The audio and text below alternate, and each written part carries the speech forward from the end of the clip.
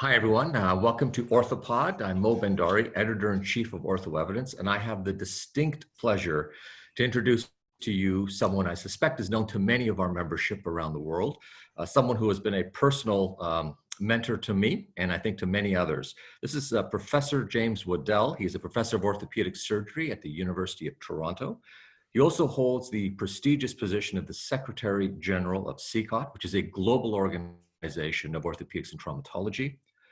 He is a distinguished member of the Order of Canada, and it goes without saying that he has mentored countless, I'd say thousands probably, surgeons and trainees around the world and continues to do so. Welcome, Dr. Waddell. Thanks very much. I can keep going on and on, but I mean, that's, you know, it is. No, well, thank you. I'm a huge fan. But anyways, it's very fitting, Dr. Waddell, to speak about what I would say leadership. And there's a number of areas where I know you could speak at length. But I do think now more than any other time, understanding your thinking about change and leadership and how we have to shift the way we run organizations. And I know you are involved in many. And I wonder if you could just speak to a little bit about the current climate and how that's changed your view of how we must lead.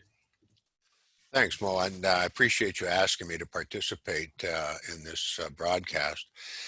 I think I was struck by how we've had to change so dramatically and so quickly in how we do business as medical organizations. Now, I think virtually every medical organization in the world has been negatively affected by the COVID pandemic. Virtually none of us were using what I would call imaging technology to either present our material or to hold business meetings. And I think in medicine, we've been able to learn a good deal from industry as they've been forced to switch to virtual meetings. And they've had more experience with virtual meetings as well over, I think, 3 or 4 years. But that's been accelerated dramatically in the last 3 to 4 months. So CCOT, as you mentioned, is a big international organization. It has members in over 100 countries. And so all the lessons that we've learned from local meetings, like the Canadian meetings and the American meetings, we've tried to apply to this international group as well. But there are a number of challenges there. First of all, you've got 12 time zones. You've got in many of our countries, membership countries, computer access is not that simple. It's not guaranteed. Often high-speed internet is hard to get. And so it's difficult to hold a meeting where you can get all of the members to participate at the same time. So what we've had to do is develop a strategy to allow people, first of all, to keep current with the medical knowledge, and secondly, conduct the business of the organization. And these are two entirely different things. Mostly we think about, well, we can have a webinar on open tibia fractures. Congratulations on your paper on the tibia fracture, by the way. Thank you. it just came out in the journal. Well, thank you. Journal. But thank you. The concept of providing medical education through a webinar format is well established and now I think more relevant than ever. And I think we're pretty good at doing that. But the concept of trying to run an organization by virtual means is very difficult, I think, for guys my vintage to sort of get your head around. Okay, like we've spent 50 years doing meetings, business meetings and academic meetings in a face-to-face fashion with months of planning, considerable expense in terms of travel and renting space and renting all this technology and so on. And now that's all changing dramatically. And I think in order to provide a leadership in this situation, you have to be prepared to adapt completely in terms of how you think about doing business. So I'll give you an example. In CCOT, we usually have an audit every year. It's a charitable organization, a not-for-profit. It's incorporated in Belgium, and the Belgian laws say that you have to have an audit. Well, we can't have an audit this year because the auditors aren't allowed to travel to Belgium to do the audit. So how do you work around that? How do you approach the government about being allowed to not have an audit this year? How do you approach providing the financial statements for our members who all are interested in the financial well-being of the organization? So that's just one small example, I think, of what's happening all over the world in terms of trying to manage this. Now, what I think is going to be a real challenge is, what if we aren't able to go back to the old way of doing business? Right now, everybody's sort of in a holding pattern, and they're saying, well, this is just going to be this year. Next year, we'll have a face-to-face meeting. We'll go back to doing business as usual. But I don't think there's any guarantee that that's going to happen. And people keep saying, well, when we get a vaccine, we'll be able to go back to doing this. We'll get back on the airplane and so on. And I'm not sure that's going to happen. Or if it does happen, it'll probably be in a much smaller version of what it used to be. And also the concept of doing business virtually rather than in a face-to-face setting is also going to be much more likely. So I think that going forward, running these organizations, and I know you're very much involved now as the president of the Canadian Orthopaedic Association, about how you're going to do this. Yeah. And so how do we know if we're going to have a COA meeting next year? How do we know if we're going to have a CCOT meeting next year? And if we do have a meeting, how many people are going to come? How many people are going to be comfortable about getting on an airplane and coming to a meeting and being in a room with 200 or 300 other people that have come from all across the country or all around the world? And maybe your hospital's not going to let you do that. Maybe your hospital's going to say you can't go to a meeting like that, or else when you come back, you can't go to work. So these are all challenges that we're facing now. And in the face of the uncertainty, we're sort of planning on trying to go ahead with a face-to-face meeting and the business part of the meeting, which is very important for us, but we're prepared to do it virtually as well. And so we're keeping our options open. I suspect that there'll be a lot more of this virtual business meeting than face-to-face business meeting in the future. And do you think that means you have to rethink, because one of the biggest challenges, even at the Canadian Orthopaedic Association level, but pretty well every association worldwide in orthopedics has faced this issue, which is how do you bring value to the members? Like, what is it the members ultimately want? And there has been, I think, in many places, that annual get together was a very important part of it, or the actual mixing has been part. Don't think virtual replaces that. I don't think it ever will replace that. But let's just say, to your point, you don't get to a big meeting next year. Right. What does the new organization look like to you? Or what will it have to look like to us? Is it just going to be a series of webinars monthly put out as content, or how else are we going to, I guess, engage the global community, if not virtually, I guess? I think that's a great question. Orthopedic surgeons, well, all human beings are social, but orthopedic surgeons are the most social of all. If you talk to your surgical colleagues, orthopedic surgeons have always been great meeting goers. They like to go and present their stuff. We have things that none of the other organizations have, like the carousel with all the presidents traveling around, the North American Traveling Fellowship, the ABC Traveling Fellowship, and now innumerable fellowships in knee surgery and spine surgery and so on. I mean, we like doing this. We like getting together. We like talking to our friends and sharing experiences. And I don't think we'll be able to duplicate that virtually. Not just the cocktail party, which is always a good thing, right? Right. But also talking to somebody coffee break, talking to somebody at lunch, finding out what they're doing, what you're doing, and so on. We can't duplicate that virtually. And I suspect that because of that, there will be a strong desire for people to go back to face-to-face meetings. Yeah. And I know when I talk to my business friends, they are missing the face-to-face meeting too, because not for the collegial part of it, but actually doing business. They say it's not the same on the computer like this as it is to be right in the room with that individual while you're making a deal, while you're discussing a contract, while you're talking money.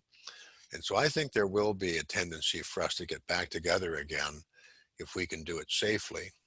And so I suspect that there will be a significant increase in virtual content for academic purposes and for education. But there'll also be a desire for some sort of social aspect as well. So I think the meetings might be shorter and they might be smaller, Right. but I think there'll still be an annual meeting for most organizations. And like from the perspective of, let's just say the health of an organization, is it, I mean, have you noticed that membership and members are still supportive of the way things are now? The reality is that, you know, I mean, it's, you know, getting content in some ways better than getting no content, and being part of your organization is important. But have you seen a shift in terms of members saying, well, if I'm not going to be able to see anyone face to face, I'm not interested in being part of an organization where I can't communicate the way, you know, sort of the face-to-face way? Have you seen that shift overall with respect to CCOT members around the world, or has there been the same level of engagement in terms of staying part of this organization? Well, it's early days yet. Yeah. And so we were fortunate in our membership. Our membership dues come in January, February. Right. So at that time, we were still planning on going to Budapest and so on and so forth. So we'll see what happens next year. Sure. I think the membership remains engaged in this in the short term because of I think the webinars we've done. Yeah. Our education academy has done a fantastic job of putting these things on very short notice. And we have a robust committee structure and based on clinical grounds. So we have like a spine committee, a trauma committee, and so on. And each of those committees has been charged with developing an educational program that can be distributed virtually. So the membership is getting that. But a big part of it for our membership has always been their ability to present their own work. And many of these people work in small countries where there aren't a lot of people there, you know, not a lot of orthopedic surgeons. Right. And this gives them an opportunity to speak to the world, right? They get people in the room from 50, 60 different countries. They're able to present their work. And this has been a very powerful driver of CCOT membership and CCOT participation. And I'm concerned that it's one thing to see half a dozen talking heads, you know, telling you what to do. It's another thing for you to be able to stand up there and show people what you've done, you know, showcase your research, your clinical interest. And I'm afraid that if we lose that, and it doesn't matter whether it's in CCOT or the COA or anything else, Yeah. but if we lose that, there's going to be a big problem with membership being interested in carrying on with this, I think. No, I think you're absolutely right. Have you considered, and it's been considered in Canada, like a spoken hub type approach, which is, you know, because international travel may be limited, that holding a meeting kind of, you know, small groups in various parts of the world or small groups in various provinces could congregate and still have some degree, almost like it'd be provincial level in Canada meetings. Right. But, you know, with an over umbrella of a COA. It still doesn't get to I think the core, which is, it's great to see your colleagues locally, but you do see them. It's really great to see, you know what I mean, right? If you see all the folks from St. Mike's, you see them every day. And I'm not even going to say what you're thinking. So, no, but that's why I travel, so I don't have to see them. Yes, and I know you love them all. So, but it's more the point being is sometimes you want to see the international group that you wouldn't see. That's Right. part of the joy Exactly. of these Yeah, international that's meetings. that's one of the reasons we do it. Yeah, And we can't do this spoke thing very well because even though we have members in all these countries, we have right, a relatively small number of people in each country. And we might in fact have an Asian meeting or an African meeting, right. but in fact these regions already have organizations that do have regional meetings. So there's the Asia Pacific Orthopedic Yeah, Association, there's the right. Pan Arab Orthopedic Association, there's the South American Orthopedic Group. Um, so we wouldn't really be able to participate in that way without stepping on some toes, I think. So Right. I think No, that's fair. I think we're going to have to try to go for the big meeting, or find a way for people to present their work virtually. And as you know, the COA this year, they tried that with what I would consider mixed success, but they did, they made a go of it. And we're thinking about doing that in CCOT as well, not having a big, what we call the Orthopedic World Congress, but a regional, a virtual meeting that would allow people to present their work. And I think that's important for people to be able to do that. However, sitting in your office presenting your slides into the ether is not the same thing as actually getting up on the podium and having, So, 300 pairs of eyes looking at you. and I can tell you, and you know more than anybody, that it is completely different, right? You can be looking at 15 faces and you're looking at someone directly and you have no idea, like there's you don't have that feedback. Right, You can say it's right, better than just being on a telephone call, but right. it's nowhere close to being in front of people. And I think No, that makes it particularly hard. yeah, I I'm agree. hopeful. If you had to make a decision today about the meeting next year for CCOT, Yes, or I guess it'd be later. I guess it'll be next year now, right? Because yes, so yeah. what is your belief right now? And it's hard to guess where we're going to be. And I know you're not going to want to make strong Well, statements, but I'm curious. Like, oh, do you believe that there will be an in-person meeting next year? yeah, yes, we're planning on Yeah. an in-person Okay. meeting. We're guessing that it'll be smaller. Right. The reason for that is there may be some reluctance to travel. There may be some restrictions on travel again. I think financially, a lot of people in orthopedics took a significant hit Right. by not working for several months this year. And they may still be feeling a little bit nervous Yeah. about what's going to happen next year. But I'm planning, we're all planning on a face-to-face meeting in September of next year. It's going to be in Budapest. We were fortunate, we were able to salvage the financial commitment we'd already made for this year. So we're not in a bad position that way. So I think it's going to happen. I think it's going to happen. Well, that's optimism. And I think we should Yeah. end. What do you say, Dr. Waddell? We end on optimism, shall Yeah, we? I think that'd be good. Well, listen, I can't thank you enough for taking about 20 minutes with us, and really helpful, because I think we're all suffering in this moment, trying to Yeah, understand where to go. yeah, And at we are. least there's hope ahead, and we'll stay connected, as you know, and continue to do this. But thank you so much for I, all your support and all I, your help. I appreciate it. Appreciate the opportunity, and have a good weekend. I will. You too. You too. Right. Take Bye care. bye. All Bye right. Take bye. care. Yeah. Bye Bye-bye. bye.